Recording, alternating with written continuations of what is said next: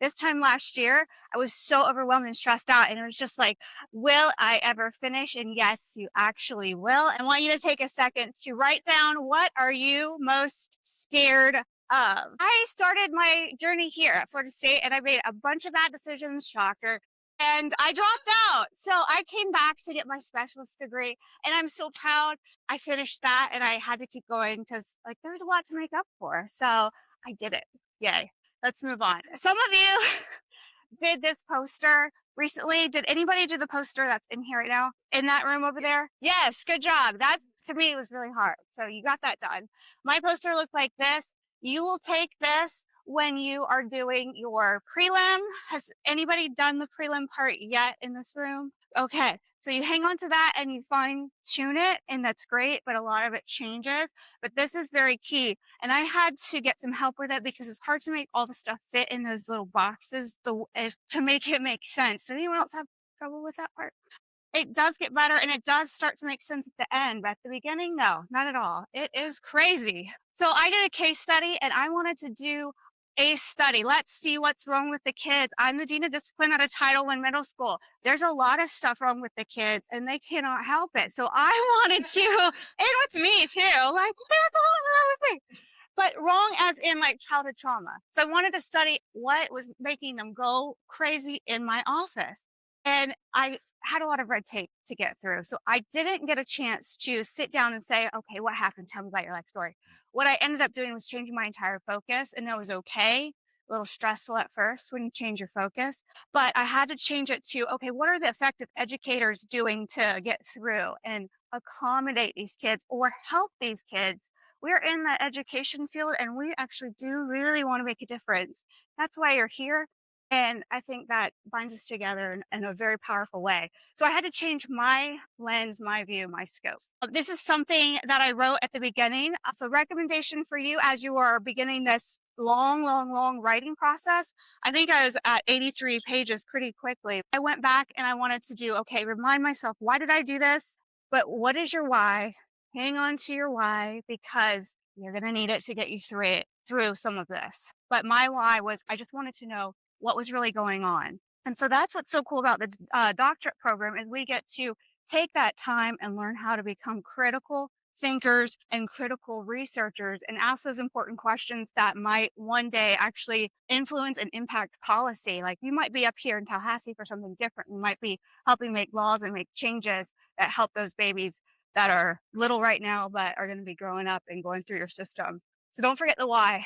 The problem of practice, mine changed quite a bit. The connection between the beginning and the end changed a lot. Yours will too, unless you are just on it. And that I envy. My particular group is middle school. So if you're doing anything middle school related, I am happy to talk to you more about that later. And my participants, it is important to not go crazy. I wanted to interview every single person in my school. Say, what are you doing? That's not possible. I wanted to turn that water hose on, that fire hydrant on, and drink from it, and you just can't. So I had to narrow it down to try and get a sampling that was indicative of my rural Title I school in Central Florida.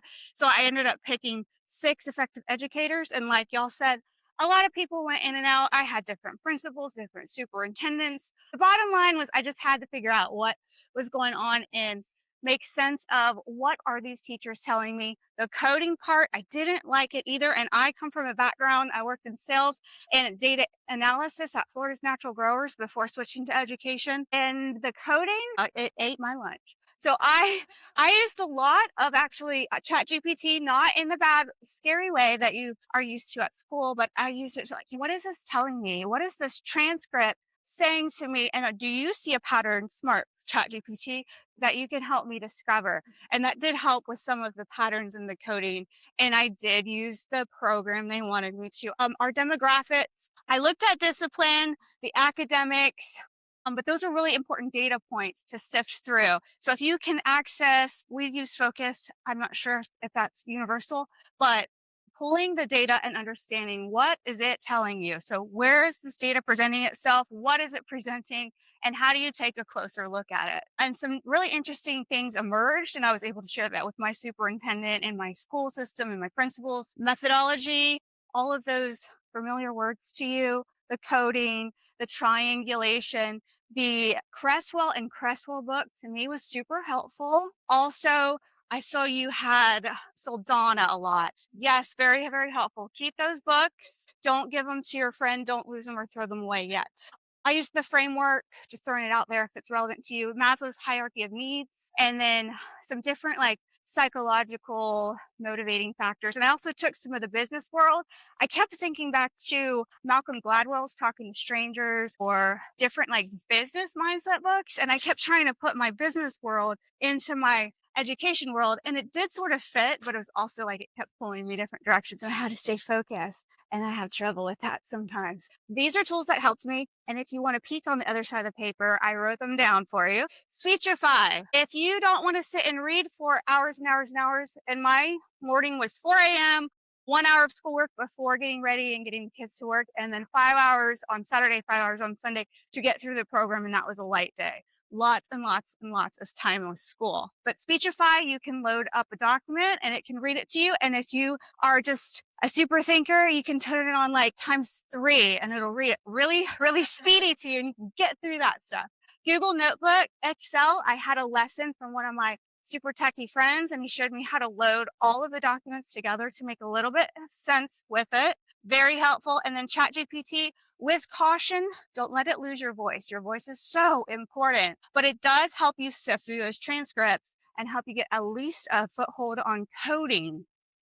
Otter AI was sort of new for me, but it's something that helps with listening for if you're doing an interview. Of course, get permission before you're interviewing and you're all of a sudden recording this person who's like, ah. But that transcribes and helps also make sense of it. And then a few documents, like I said earlier, was Cresswell and Cresswell. And I started a living glossary of all the terms that were just kind of popping up as I went to put within my research. So just start making those notes. And then a solid feedback. There was a professor who I just had for a little bit. He has passed, so I want to honor him. But it was Dr. Daniel Moragas, and he sat with me virtually, but helps me make sense of those frameworks, which were really, I struggled so much with the frameworks, getting them all to fit because I had like 5 favorite ones and they don't all align. So he said, oh, have you thought of this? Or he saw past that little narrow view that I had. So I would reach out to somebody who's been on this journey before. If you have any trouble with frameworks and the feedback, like you had mentioned, that was very humbling to me, all the feedback, because it wasn't always what I wanted to hear. But it was very helpful. So I'm very, very grateful to him. So another note is keep up with the people that have helped you and jot that down for when you do your acknowledgement page, because that's a really special way to give them a shout out and say thank you so much. The manuscript clearing process sounded really awful. And it was actually a lot of red ink, but my tips are don't be fancy with your table of contents. I had everything automated and I had to throw it out the window after I spent like 20 hours getting it just right. So you're going to want to maybe take a peek at that. The link to the site is there, or you can just peruse through Florida State's documents. And they're also throwing in ADA compliance regulations. I don't know if that is going to be what you have to do right now or if it's the next cohort, but just keep that in mind, like all the tables and titles and pictures. And I think that is amazing because it's going to read those captions to someone who is visually impaired. And yay, I'm glad we're catching on with that, but it's going to be more work on your part. Just a heads up so you're not blindsided later. Make friends with your clearing person. I did. There she is. That is Mary Ellen. And I know her very well because she had to ink up my paper a lot. I had to show a picture because it's my friend Dr. Boss. That is her real name. And she sat next to me when we did that little sit at your table because you had a beach ball on your little name tag. And I was like, she kept me sane. So that is why I really, really encourage you to please talk to each other. It's so scary when you're a grown up, but you can do it and get their number. Just be like, hey, I just need some moral support, please. And thank you. So anyway, I went to see her last night. We had dinner and it was fun. And we climbed trees. It was great. Don't climb trees in heels. Here's IRB. Great tips on that, so I won't go into it too much. It's just something to be aware of and make sure you read over what your district and your school provides or requires. Here's a glossary example. This ties back into why was I doing it and how it's changed. Just some things that really, really impacted me. And if they impact you too, take a look at them. Follow your heartstrings because that is what's going to keep you up doing late night work or up early mornings getting it done. Keep a list of resources. At the very beginning, I think we did like an annotated bibliography practice. That's actually very helpful. So keep up with that. Try and organize your files as best you can in however way you organize it. But this I kept modifying, but I ended up having a favorite of resources, and that was important to hang on to. Your interview questions will probably have to get tweaked as you do a practice interview.